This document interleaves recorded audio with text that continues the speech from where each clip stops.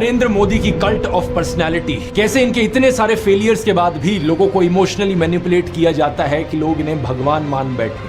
आइए जानते हैं आज के इस वीडियो में।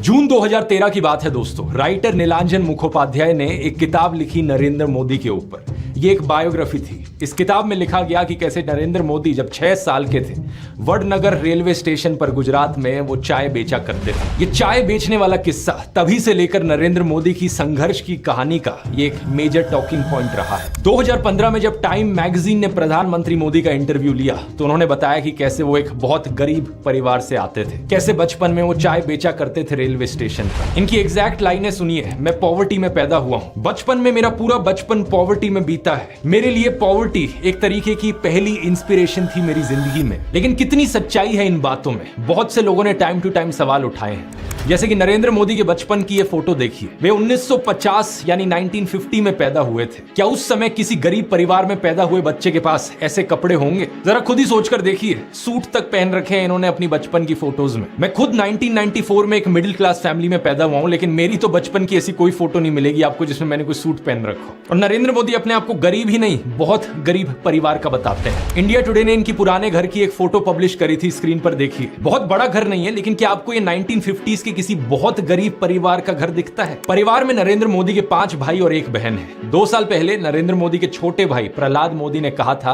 कि उन 5 भाइयों में से जिसका नंबर लगता था वो मदद करने चले जाता था। उनके पिता ने पूरी जिंदगी चाय बेची, उन 5 भाइयों और 1 बहन को बड़ा किया।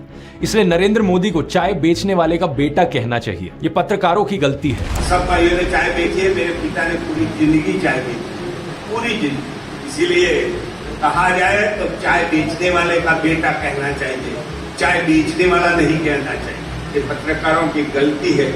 2014 में कांग्रेस नेता अहमद पटेल ने कहा था कि नरेंद्र मोदी कभी चाय वाला नहीं थे, बल्कि वो एक कैंटीन ठेकेदार थे। अब कांग्रेस की बात पर कितना यकीन किया जाए नहीं किया जाए, लेकिन 2021 में बीजेपी ने भी ये कैंटीन वाली चीज अनइंटेंशनली एक्नॉलेज करी थी। रेलवेज मिनिस्टर अश्विनी वैष्णव ने इंस्ट्रक्ट किया ऑफिशियल्स को कि वो वडनगर रेलवे स्टेशन पर एक कैंटीन को ब्यूटीफाई करें। इंडिया टुडे के आर्टिकल में यह क्लियरली लिखा हुआ है और इसके नीचे एक फोटो भी लगी है इस टी स्टॉल / कैंटीन की जो नरेंद्र मोदी के पिता चलाया करते थे। हाल ही में लिखे गए CNN के इस आर्टिकल को देखिए। नीलांजन मुखोपाध्याय खुद कहते हैं कि मोदी की जो पॉवर्टी की कहानी है वो ग्रॉसली एग्जैजरेटेड है, यानी कि बहुत बढ़ा चढ़ा कर लोगों को बताई गई है। इतना ही नहीं, एक दूसरे आर्टिकल में नीलांजन बताते हैं कि नरेंद्र मोदी के पिता के पास इतने पैसे थे कि वो मोदी और उनके भाइयों को स्कूल भेज पाए। और स्कूल जाने का मतलब था कि वो कहीं और फुल टाइम काम नहीं कर सकते थे, बस वो स्कूल के बाद अपने पिता का हाथ बटाया करते थे। ये सब सुनकर एक बहुत बड़ा सवाल आपके मन में आएगा कि ऐसी कहानियों को क्यों बढ़ा चढ़ा कर हमें बताया जाता है। नीलांजन कहते हैं ऐसा इसलिए किया जाता है ताकि इंडियन पब्लिक को एक आइडिया बेचा जा सके।